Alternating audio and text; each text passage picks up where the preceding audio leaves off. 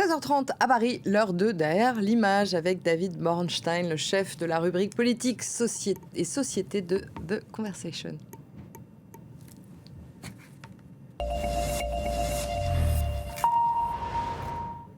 Bonjour David. Bonjour. Merci d'être avec nous aujourd'hui. Alors, vous allez revenir sur une image bien précise. Pourquoi est-ce que vous avez fait le choix de cette image qui apparaît à l'antenne ? Absolument. Eh bien, écoutez, cette photo a été prise presque jour pour jour il y a 6 ans, en juin 2020. Et je l'ai choisie parce que pour moi, c'est l'image peut-être la plus forte concernant les grandes promesses démocratiques faites par Emmanuel Macron. Le président avait convié dans les jardins de l'Élysée, on le voit, les 150 membres de la Convention citoyenne pour le climat. Et ces citoyens qu'on voit assis étaient finalement des personnes sans compétences politiques particulières, mais qui avaient été tirées au sort quelques mois précédemment, qui avaient formé une assemblée et qui avaient proposé des politiques environnementales bien précises, vitesse sur la route, taxation des entreprises pétrolières ou réglementation agricole. Alors, est-ce que leur avait dit le président de la République ce jour-là ? En fait, il leur a dit « je prends tout ». Je vais tout prendre, tout ce que vous avez décidé va être appliqué, tout est bon, sauf 3 jokers. Voilà, c'était la grande promesse du président. Alors, ce moment, ça avait quand même suscité un certain enthousiasme, parce que c'est sûr, quand on entend ça de la part d'un président, on se dit « waouh ». Oui, effectivement, à cette époque, les observateurs et les participants avaient vu ce moment comme, en quelque sorte, un nouveau moment démocratique de réinvention un petit peu de la façon de faire. Et je me souviens, on avait, dans mon journal de Conversation, donné la parole à 2 chercheurs, Laurent Semar et Christian Simon, et ils avaient suivi tous les travaux et ils avaient été frappés par la maturité politique de ces gens tirés au sort, qui venaient de milieux sociaux, de régions totalement... voilà, les uns et les autres n'avaient rien à voir. Et ils s'étaient mis d'accord, il y avait eu un consensus assez étonnant sur les choix de politique publique au nom de l'intérêt général, de la sauvegarde du climat. Et ça contrastait évidemment avec les partis politiques qui étaient incapables de se mettre d'accord sur ces sujets. Effectivement, il y avait beaucoup d'espoir, mais aussi quelques doutes sur la mise en œuvre des décisions de cette convention. Oui, absolument. Je vous propose pour cela de revenir sur un reportage qui montrait bien l'état d'esprit à l'époque. Imaginez le monde de demain dans une société plus vertueuse de l'environnement. Voici la mission des 150 citoyens tirés au sort il y a 1 an pour former cette convention climat. Un format inédit en France, directement issu de la contestation populaire des Gilets jaunes entre 2018 et 2019. À l'époque, les manifestants réclament en plus d'une meilleure qualité de vie, plus d'initiatives intégrant le citoyen et des mesures d'urgence pour protéger l'environnement. En octobre 2019, débutent les débats qui s'articulent autour de 5 grands thèmes, notamment les moyens de transport, l'alimentation ou encore le logement. Au total, 150 propositions sont mises sur la table, avec la satisfaction du travail accompli. C'est enfin mis sur papier, tout ça, donc oui, je suis contente, je suis vraiment contente de ce qu'on a fait. Je me suis porté volontaire pour une mesure qui va être difficile à faire passer, mais je suis prêt à recevoir les tomates, quoi. Parmi ces propositions, il y a la création d'un nouveau label alimentaire, l'Éco-Score. L'objectif, calculer l'empreinte carbone de nos achats. Plusieurs critères seraient intégrés, de la fabrication à la consommation, jusqu'à la durée de vie du déchet. Certains clients sont prêts à l'adopter. Oui, ça pourrait guider mon choix, effectivement, si c'est écologique. Tant qu'à faire, autant prendre un produit écologique par rapport à un autre, oui. Une autre proposition concerne la voiture. Les plus polluantes seraient interdites dans tous les centres-villes à l'horizon 2030 et la vitesse sur autoroute serait abaissée de 130 à 110 km/h pour réduire les émissions de CO2. Reste une question. Qu'adviendra-t-il de ces propositions ? Certains sont sceptiques. On voit que par le passé, on nous a promis beaucoup de choses et que ça n'a pas abouti. Mais pour l'instant, je suis confiant qu'il y a des choses qui vont aboutir. Une fois la copie rendue à Emmanuel Macron, le gouvernement choisira les propositions qu'il veut garder. Leur adoption peut passer par un projet de loi, mais l'idée d'un référendum sur plusieurs d'entre elles fait son chemin. Ce serait le premier du genre depuis 2005.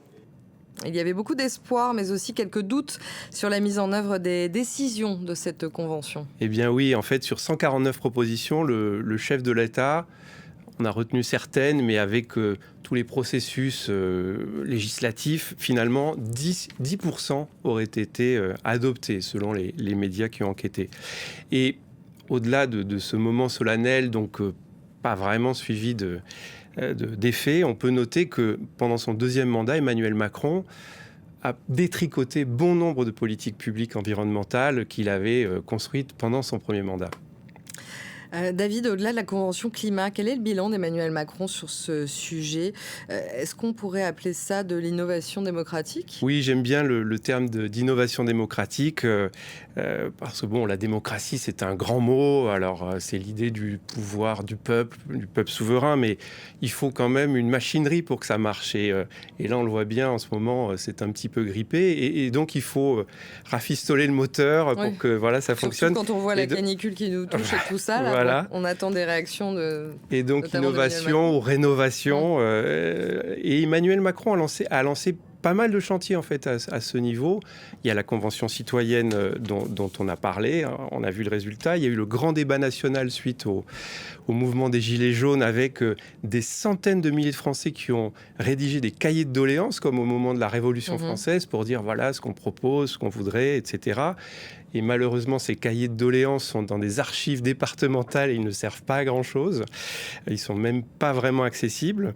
Il y a eu aussi cette idée de référendum d'initiative citoyenne qui était l'une des grandes demandes des Gilets jaunes. Emmanuel Macron a réfléchi, puis il a proposé une forme édulcorée, puis finalement, il ne se passe pas grand-chose. Donc, le bilan, in fine, là, on arrive à la fin du mandat, il est vraiment décevant. Pourquoi est-ce que c'est important de revenir sur cette question alors que se prépare la bataille présidentielle qui commencera dès la rentrée ? On en attend pas mal, en effet. Ça arrive là très vite. En fait, on a... Ça a déjà même commencé, j'ai envie de dire. Oui, elle a commencé, mais on vit une crise démocratique profonde et on sent qu'on est à la croisée des chemins. Et on a publié dans The Conversation un article d'un chercheur en sciences politiques, Dimitri Courante, qui a travaillé avec Sciences Po et l'Institut Verian sur ce que pensent les Français. Et on se rend compte que le décrochage vis-à-vis de la politique, il est abyssal aujourd'hui.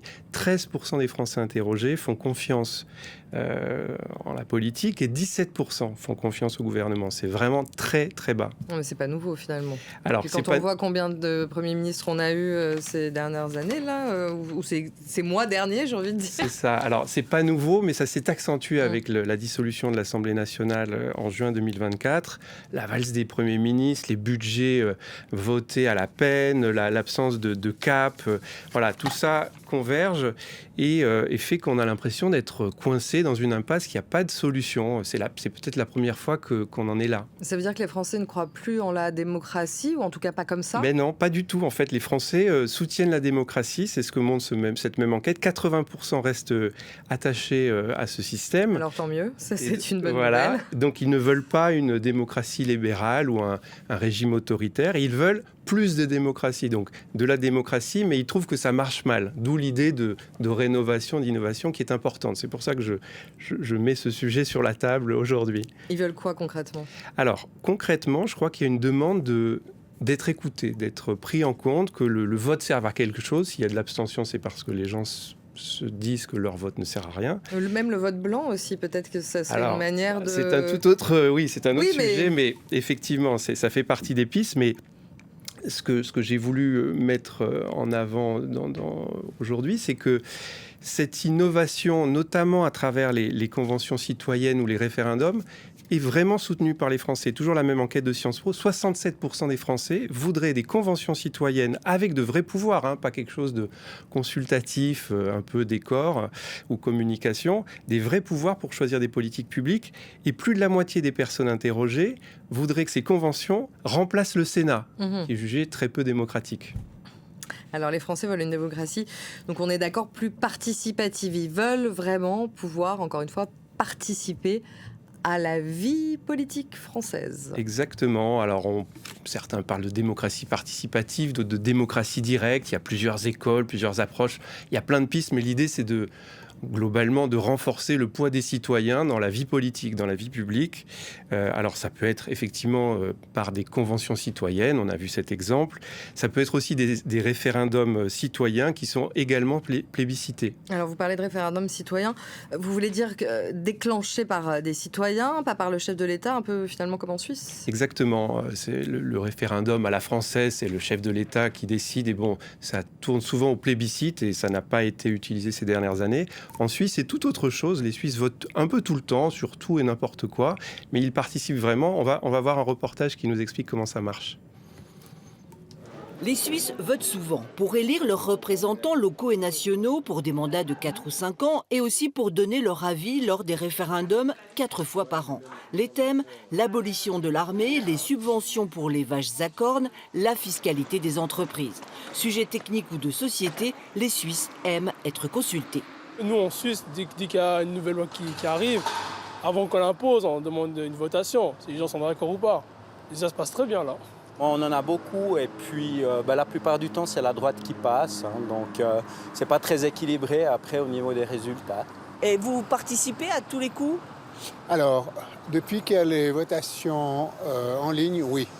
Le référendum, un outil plébiscité aussi par les partis politiques. Ainsi, ils occupent largement l'espace médiatique au risque du populisme. Depuis une vingtaine d'années, c'est incontestable que l'Union démocratique du centre, une formation, disons, de droite souverainiste, que l'on qualifie parfois de populiste, a pu, bien sûr, s'appuyer sur ces instruments pour porter dans l'espace public un certain nombre de thématiques qui lui sont chères, en particulier celles qui concernent les questions migratoires. Ça amène vraiment un rééquilibrage, une correction à des lois et un Parlement qui parfois virait trop dans un sens ou dans l'autre. Et oui, ça peut servir le populisme, mais c'est un dommage collatéral, je pense qu'il faut pouvoir supporter et qu'on supporte encore en Suisse. Lors d'un référendum, les Suisses ont voté pour la limitation du nombre de travailleurs étrangers, en contradiction avec les accords de libre-échange que leur pays avait déjà signés avec la communauté européenne. On a sans aucun doute été mauvais en son temps pour donner les réponses à notre population. Et aujourd'hui, on se retrouve devant un dilemme. C'est nos accords bilatéraux qui sont remis en cause par l'Europe parce que le libre-échange est un point fondamental imposé par l'Europe. Et oui, quelquefois, le législateur a bien du mal d'appliquer la décision du peuple, dossier toujours en suspens. Un référendum peut aussi faire bouger les choses avant le vote. Exemple en mars dernier, grande question sur la redevance audiovisuelle et le service public de télé et de radio. Finalement, la RTS en sort confortée à plus de 70%. On s'est rendu compte que la population voulait un service public différent. Il y a un certain nombre aussi d'économies qui ont été annoncées. Donc même s'il y a eu un résultat très clair à 70%, il y a quand même des mesures qui ont été prises puisqu'il y avait une initiative, donc il y avait une préoccupation d'une partie de la population. Depuis son instauration en 1848, on compte 600 référendums en Suisse. Au pays du consensus politique et de la proportionnelle, la votation apparaît comme un exemple de démocratie directe. Mais ce modèle est-il applicable en France ? Alors le modèle démocratique suisse qu'on vient de voir, devrait-il inspirer la France à la veille du grand débat présidentiel ? Eh bien, on a posé la question à l'un de nos auteurs, Raoul Magny-Berton, qui est spécialiste du sujet. Il nous dit, bon, on ne peut pas transposer directement le modèle suisse en France et on a des histoires trop éloignées. En revanche, on peut s'inspirer du cœur de cette démocratie, de ce qui donne sa logique. Et on comprend en fait qu'il y a des contre-pouvoirs très forts en Suisse, beaucoup plus forts qu'en France. L'exécutif... parce que les citoyens peuvent déclencher des référendums qui peuvent arrêter les lois ou peuvent déclencher de nouvelles lois, l'exécutif fédéral se méfie entre guillemets. Et donc il va faire des politiques beaucoup plus consensuelles qui, quelque part, entendent mieux les aspirations des citoyens. Et ce consensus va aussi se traduire par le fait que le gouvernement suisse regroupe tous les partis politiques. C'est comme si en France, on avait LFI, le RN et tous les autres. C'est quand même assez... oui. Voilà, on est très loin de la culture politique française. Complètement. Et donc, il y a contre-pouvoir du fait des référendums par les citoyens, par les cantons aussi, qui ont beaucoup de pouvoir. Et donc, il y a un équilibre qui est tout autre. Et une démocratie qui fonctionne autrement par le consensus. Et ça marche ? Alors, les Suisses sont les plus satisfaits d'Europe concernant leur système politique. Donc, on peut dire qu'en tout cas, ils sont contents. Donc c'est plutôt une bonne nouvelle. Vous aviez écrit d'ailleurs que selon le baromètre Sciences Po Cevipof de septembre 2025, la question de la vie politique est devenue la première préoccupation des Français devant l'inflation, la criminalité, la dette ou l'immigration. Oui, c'est intéressant. En fait, on se rend compte qu'il y a une vraie demande des Français. Il y a des pistes.